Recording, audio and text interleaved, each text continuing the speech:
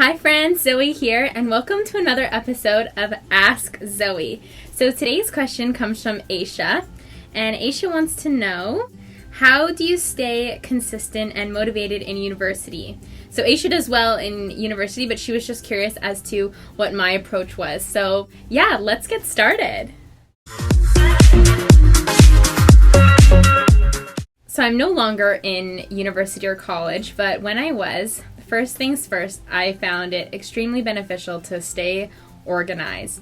And the best way to do this and to start the semester off organized, I found, was by taking all my syllabuses or course outlines and determining when the most important dates were, say when a test was, a midterm, or a paper was due. And I had a big whiteboard in my room.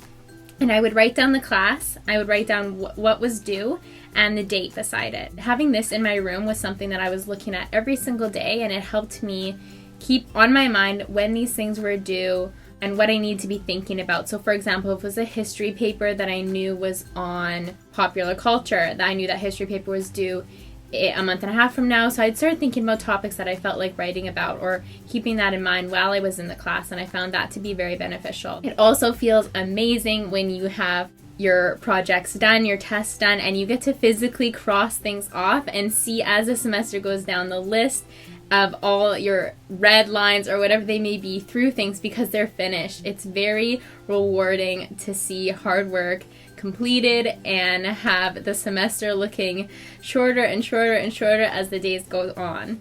Next, I suggest finding a great place to study. So I was lucky at Vancouver Island University because I had a beautiful library. The library was basically made out of glass, I feel like, on the side of the mountain, and it looked over the ocean, which was absolutely beautiful besides the days when it was rainy and foggy.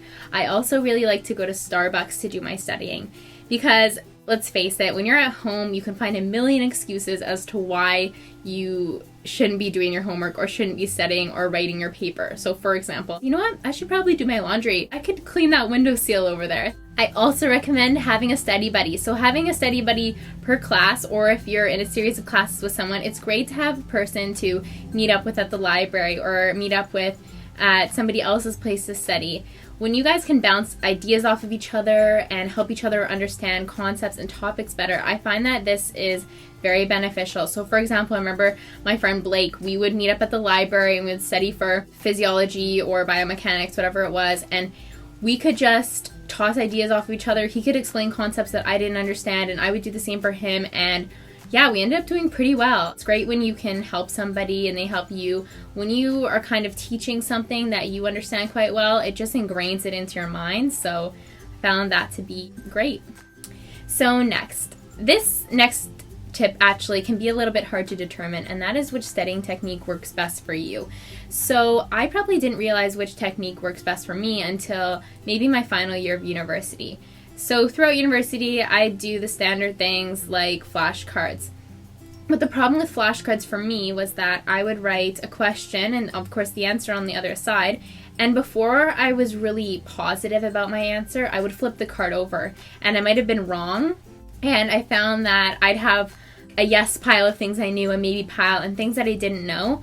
But I felt I was almost playing a game with myself where I was like, oh, I really hope that I get this one right, and I got it wrong, and be like, no, but I knew the answer, if that makes sense. And I wasn't exactly learning the best to my ability until I discovered that physically writing things out repetitively worked best for me. So for example, I was in a biomechanics class, so there was tons of different concepts that I needed to understand, and this was a class that was quite challenging for me.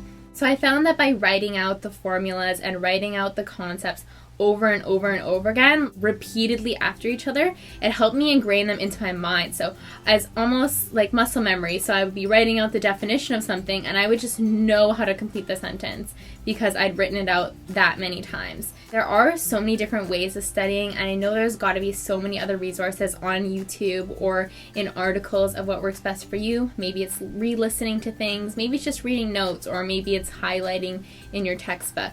Find what method works best for you and stick to it. It doesn't matter what other people are doing, it matters what helps you understand. Stick to your methods and trust yourself. My next tip is keeping a clean room, and you're probably thinking, well, why does that matter? And I feel like it matters because when you have a messy room, it can seem out of control, and I feel like it makes your whole life seem out of control when your room is messy. Well, for me anyways.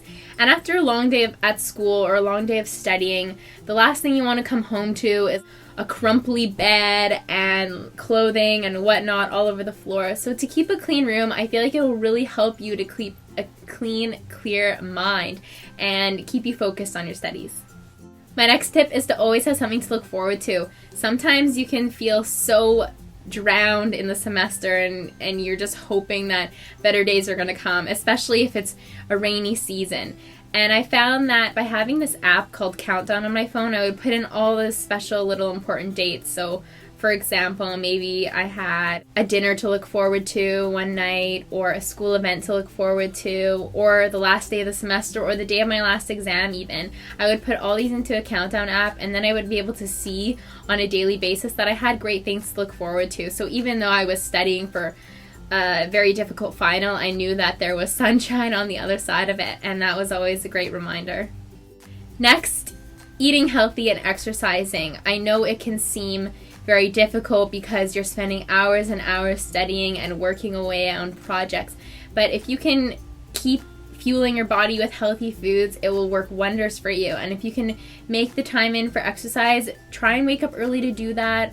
Or if you work out better at night, just try to get at least half an hour in a day of, say, cardio 3 to 4 days a week, and you're going to feel so much better. It clears your mind, it relieves that stress, it relieves that tension, and you'll feel a lot more motivated. Lastly, eyes on the prize. Especially if you're starting out university, it can seem like you have years and years ahead of you. But keep your eyes on the prize, think of the big picture and why you're there. You're obviously studying something that you're passionate about, well, I hope you are.